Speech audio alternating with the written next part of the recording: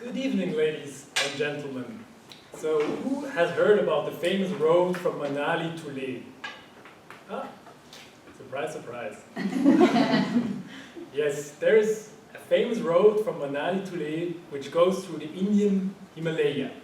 It has an average elevation of 4,000 meters, which is as high as the highest Swiss mountains. And it goes over passes which are considered the highest roadable passes in the world. It's in the northern part of India, right next to Kashmir and the Pakistan border. And yeah, you can see it on the map. It's 700 kilometers long. It's quite long. It's only open for a month. Most of the time it's closed. There's snow and ice on it. There are glaciers on it. It's surrounded by glaciers. It's surrounded by the Himalayan peaks. There's no fuel on most part of it, about 350 kilometers. The last 350 kilometers, there's no gas station. So you better be prepared. You have everything with you. There is, what else is there? Yeah, there are these passes. One pass is called the Rohtang Pass. You correct me if it's not well spoken, but which means pass, pile of dead bodies pass. 4,000 meters, and then there's the Tangla Pass, which is even higher, 5,300 meters. Wow. So, we heard about that road, my friends and I, and we were fascinated. And moreover, we heard that there's a race going from Shimla to Leh, the Rickshaw Run Himalaya. And so we said, let's do it. No. Oh yes. But then we said, like, rickshaw what? And yeah, unfortunately I didn't really know what a rickshaw is. But yeah, here you see one. It's quite a powerful engine. It's, I looked it up in Wikipedia, it's a most motorized development of a traditional pulled rickshaw. I like the word development. It's, yeah, the biggest producer is Baya Auto in Pune, but there are some other ones. And it's basically a Vespa with 3 wheels. It has quite some impressive technical specifications. It has a 2-stroke forced air-cooled motor, 145 cubic centimeters of motor size. There's 3 wheels, they're 5 to 10 horsepower. There's top speeds coming out of the beast of 50k at sea level and maybe 25 at 4,000 meters. So it's quite an impressive tool. And the organizer of the race, he writes in the road book the following disclaimer: remember, these vehicles are not designed for what you're about to do. So they will break down and fall apart. But that's the point of a rickshaw run. In there. So the drive it's quite easy. It's like a Vespa. You have like the accelerator on the right, you have the clutch on the left, there's like a brake with the foot. There are some other gimmicks, but mostly they won't work. Because yeah, they usually don't work. The only thing we hope it will work, it's the horn. We heard it's quite an important tool in Indian traffic. And we also, yeah, we said we never drove one, so let's drive one. So we organized a training day in Lisbon. And we went to Lisbon and went to see this tour guide and told him, there's a rickshaw run in the Himalaya. Did you hear about it? He was like, whoa, a rickshaw run, so cool, never heard about it. And we said, yeah, it's a race, we're gonna go and participate.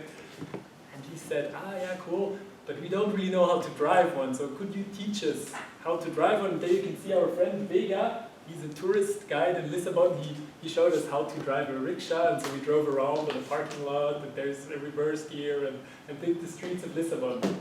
It's a good start, no? So, as it's a race, we said, yeah, we need to do something with our rickshaw, and we're gonna paint it. So we let it paint, and it has some racing stripes. I don't know if you know the movie Herbie. So we got a bit inspired of Herbie, and yeah, it's like the front part, and there's the back part. Left side, right side. And I think we're going to put on it, made like a gun, goes like a bullet. Yeah. And yeah, before going, we also talked to an Indian friend about the Indian rules of driving. And he said he has like 4 basic rules he he would like to take us along on this journey.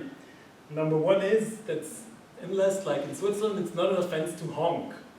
But like to use like the horn is more like a musical instrument to show your emotion. That's at least what I heard. So it's used quite often and we should use it for quite a lot of things. It's also the wake-up alarm for all kind of things sleeping on the road like cows and dogs and some people sometimes. 2, take a break and have a chai. So as these beasts are not so, yeah, they need a good pause every 2 hours to be sure to cool off a bit after having done 50 or 60 kilometers. Rule number 3, look at the traffic picking order. There's the strongest, it's the rule of the strongest. If there's a truck or a bus coming, better try to avoid it. And it gets even better after dark because then you're pretty sure to be eaten by one of these buses, so you shouldn't really drive at night. Better go for a good sleep. And last but not least, India, traffic does not need necessarily only wheeled carriage, but it has a much broader meaning. And I quote him, he said it could be cows, buffaloes, goats, dogs, cats, chicken, children, adults, lunatics, riders, wedding and funeral parties, VIPs, politicians, bandits, and the like. So I think the important thing is to be mentally and mechanically prepared because there could be all kinds of things on the road. So this is a bit, I know it's a bit exaggerated probably. I hope it's going to be a bit like in Switzerland, but I'm not sure. And yeah, with this preparation in place, we're gonna do it.